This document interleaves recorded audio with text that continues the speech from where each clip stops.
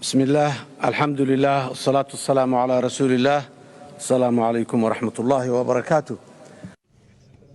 God's blessings be upon you. And government's distinguished delegates, ladies and gentlemen, it's an honor and privilege to deliver the national statement of my country, Somalia, at this council, at this crucial COP27 in Egypt. I thank Egypt and President Abdel Fattah Sisi, as well as all other international partners for bringing us together in this,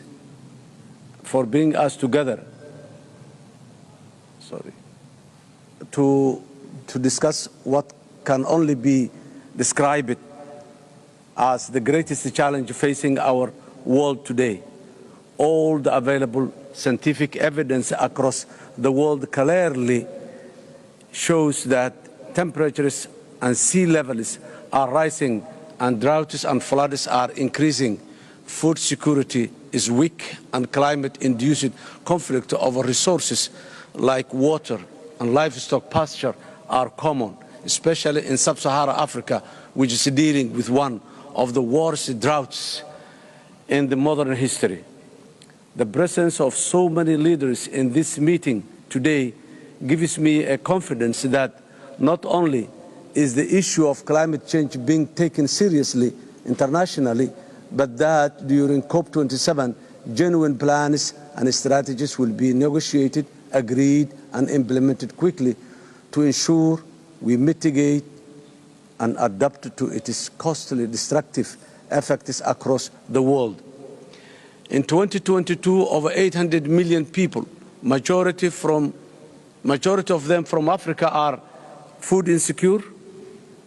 In Somalia, over 7 million people cannot meet their basic food needs and require urgent humanitarian assistance.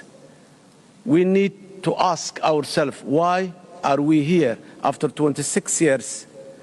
The answer is one, and it is climate change and conflict. What's evident is that there is no equity or fairness in global climate burden sharing, because the nations who produce the least green gases emissions, like Somalia, pay the highest price twice. First, their citizens do not benefit from the developing nations' industrialization, and their own nations usually have minimum industrial output or capacity. And secondly, they seldom have the fiscal space or technology and expertise to respond to the effects of the climate change, which directly hampers their development aspirations and citizens' health and well-being. In Somalia, we are most vulnerable to climate change. Climate change is a political, security, economic challenge for us, and we are taking it very seriously. In this regard, we have dedicated a new ministry and launched a new Somalia Green Initiative to address the matter head-on. Today, Somalia is facing a humanitarian crisis which we are desperately trying to respond to. Because of current drought, we have also had severe floods which have destroyed key infrastructure, prime agricultural land, as well as the livelihoods of entire communities. Today's global food and energy insecurity is disproportionately affecting Somalia because of the impact of the climate change and our people's inability to grow their own crops. Because of the ongoing drought, as a direct consequence, urbanization and all its environmental impact are also on the rise. This is not sustainable and acceptable.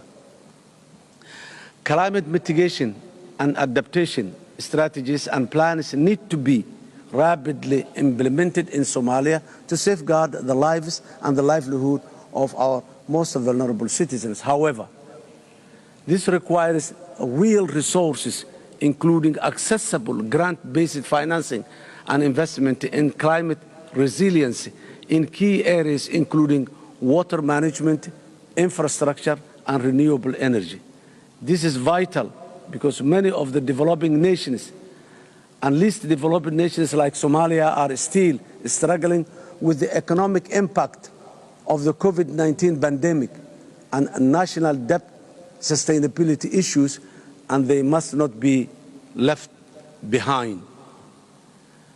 Furthermore, existing national, regional, and international climate early warning systems are not only useful where we can finance early effective action to mitigate and adapt quickly.